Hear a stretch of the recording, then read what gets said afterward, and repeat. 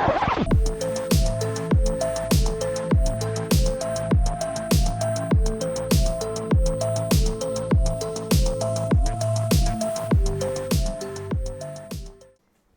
everyone, I'm Red Team Beaver, and welcome back to day 19 of the Legend of Cyber 3 by TryHackMe. Today's challenge is all about phishing, and I'm not talking about the kind of phishing you do on a lake, I'm talking about the kind of phishing you do in an email. So, let's dive right into it. So everybody knows about phishing, whether or not you are familiar with offensive security or not, right? Even like accounting departments, finance departments, and people who have nothing to do with cybersecurity know about phishing. And even like anyone with an email address knows about phishing. You get spam email all the time. And basically, what is phishing? Well, phishing is basically an attempt to make somebody do various things. For example, execute malicious code, or maybe steal their credentials for a specific website or anything like that. Some phishing can be targeted, and that would be called spear-phishing. So in spear-phishing, a specific individual, company, or industry will be targeted by the adversary. What does that mean? Well, for example, if you do a little bit of OSINT on someone and you know that they have a passion for volleyball, and well, you could try to create an email that is a fake email, a phishing email, but that is all about volleyball. So you have a better chance of targeting them. And it's even better if you can name them like in your email. So for example, if you go and say, hello, ma'am, X, we know that you have been involved with this volleyball league, and the city would like to grant you a donation, basically. Well, that person may be tempted into replying or clicking and giving out her informations, right? Because it's very fine-tuned to her. So that's phishing and spear-phishing, and basically security awareness training, we all know it exists in companies, and that's a good thing because usually phishing is a way in for attackers. So how can we know that something is fishy? Well, we can look at who is sending the email. So for example, the domain name could be similar to the one we're using, but not exactly be the same. So for the untrained eye, or just somebody who is in a hurry, they may not notice that the domain name is different. For example, if you change a J with a Q and there's an underline in the like email application that you're doing, well, maybe it won't appear too much, right? So another thing that could be present, and that usually is present inside phishing emails, is a time frame. You need to do it now. It is urgent, blah, blah, blah. And usually there's links that lead to nowhere known to you, right? Attachments will usually contain malicious code, probably. All right. So with this theory done, let's dive straight into the practical part. All right, so for the first thing that we want to do is actually scroll back up all the way and do the show split view. But in my case, I'll actually select the view in full screen mode, and it's going to create a new view. And I will then exit the split view. So this way I have a full screen of whatever I want to do. Great. So let's go down. All right, so who was the email sent to? Okay, so now let's start diving. Let's be blue teams for a moment and go into email artifacts, and we see the email here. Let's open it. Let's make it full screen and zoom a little bit. All right, so who was the email sent to? Well, we see that the from is actually from customer service at t8fc.info. However, if you were to look at who it was sent to, well, you see it was sent to at tbfc.com, which, you know, is similar enough, right? But if you look at the reply address, well, you know that at this point, there's nothing that makes sense, right? It's not tbfc, etc. So you know something fishy is going on. So let's grab this email address and reply. So it was sent to Elf McPherson. So let's grab this email address and send it here.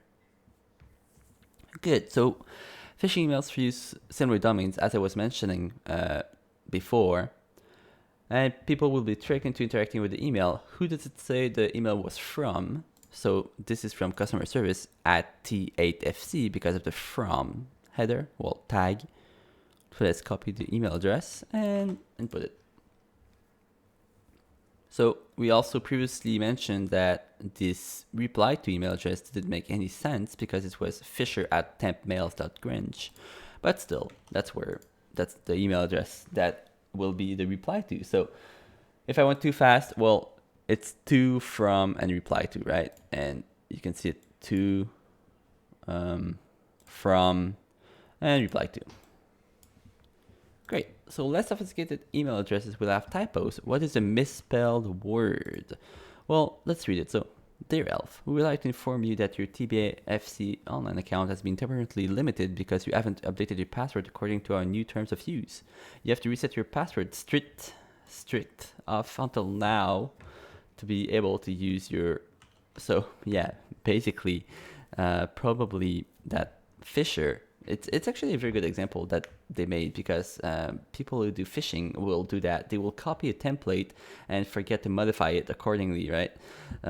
So yeah, let's just get the strict already. And let's just send it here. Great. So the email contains a link that will redirect the recipient to a fraudulent website in an effort to collect credentials.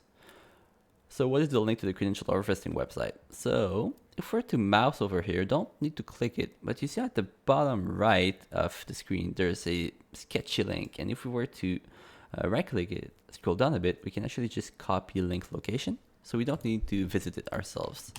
However, if you watch until the end, we will click it together because everybody wants to click the phishing links and see what's on the other side. And since this is a safe box on TryHackMe, we will click it together. So stay until the end. Make me some watch time. Oh, am I really like that now? I will not. All right, so let's look at the view source. Oh, sorry, if I went a bit too fast. So what I did here was I went here, I clicked the more, and I clicked view source. So this way I will view the source of the email. And you'll see that there's an usual email header. What is a header and its value? All right, so if you look, usually new headers will be at the bottom, which is the case right now, but they could also be put anywhere. But in our case, what is a I can't zoom. What is a non-standard header will be x-grinchfish, right? With a little emoji after it. So we received other reports of phishing attempts from other colleagues. Some of the other emails contain attachments. And now we can open the attachment.txt. What is the name of the attachment? Okay, so let's close this Thunderbird and let's go to the attachment.txt, right? So very sad that I cannot zoom. Disappointing even. All right, so we see that the content type is application PDF. The name is password reset instructions.pdf. So let's copy this. I want to know how to reset my password. I like that. What is the flag in the PDF file? Well, we can probably guess that this old blob of text, which I will fully copy by doing Control-Shift-End on my keyboard, and I will release the Control key, keep the Shift one, and just do one up arrow, just so I can grab everything at once. And let's go to CyberChef.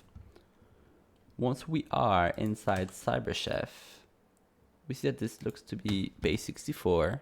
So let's do from base64, and we see that there's magic bytes for PDF.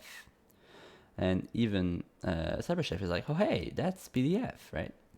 So what can we do? Well, we can grab all of this big output. Since we know it's a PDF, what we can do now is we can do, for example, do I have something there? No, but I can do nano, and I can do attachment well, not PDF, but like base64, for example. I can paste everything inside of it. I can save it. Then I can cat attachment into base64-t. Now doing so will basically show me the same thing as we would see here on this output. So the difference is here I will redirect the output into attachment.pdf itself. So what does this do? Well, we are reading this base64 encoded string, so this one, right? Then we are piping it into the decode of base64, so this is the output that we'll get. But then we are redirecting everything into attachment.pdf. Why would I do that? Well, basically, as you'll see, if I were to extract files here, you see that PDF files are quite complex, right? There's 4 different files, but just like outputting it into one single PDF, that's good for me, right? Because then I can read it. I could also just copy all of this, like the output here, and create my own PDF file by pasting this, but I just feel it's classier to do it like this. So let's press enter. And now if we go to my downloads, we should see a attachment.pdf file here. So luckily this PDF didn't contain anything malicious payload, but don't let your guards down. Hey, I thought this was to show me how to reset my password. But just like that, we got our flag. That's awesome. And I've promised it to you guys. I will now go ahead and click on the phishing link, and hopefully we'll get something good out of it. So let's all go back to the email and let's click the link. And of course this site cannot be reached. But I feel like this won't work. Did I just clickbait you into nothing? Yes. Yes, because it's .cringe. .cringe doesn't make any sense. Well, that's disappointing. I'm sad. Well, thank you guys so much for watching, and let's go to the outro. Thank you guys so much for watching day 19 of the Legend of Cyber 3 by TryHackMe. Today's challenge was interesting, right? It touches, like it's a subject that everybody should know, and it touches upon a problematic that we all live. Basically, every one of us have been spammed at some point, but knowing about it can actually make us stronger. So if you liked the video, make sure to subscribe and like, because it helps me a lot. And if you want to support me, the links are in the description below. Thank you guys so much, and I will see you tomorrow for day 20 of the Legend of Cyber 3 by TryHackMe.